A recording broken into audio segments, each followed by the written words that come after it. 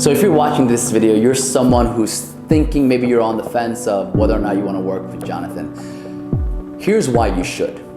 I remember when I was working, when I just started looking for someone like a branding strategist or a creative, I didn't even know what to call the person, but I wanted someone who could help me express my true self within my brand because I felt like I was boxed in. And after a few conversations going back and forth with Jonathan, and after I hired him, I remember the feeling that I got. I remember the first call that we had when we started working together, I started crying because I felt like I was finally seen and heard with my brand. I finally saw who I am in real life is now that online. And it was the most liberating, freeing feeling I've ever experienced being an entrepreneur and an influencer.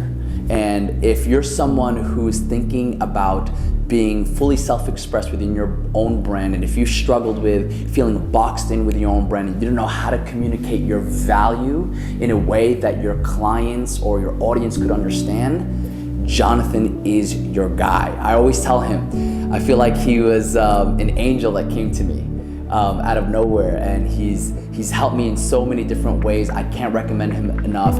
He's worth every single penny. So work with him. You'll thank me later.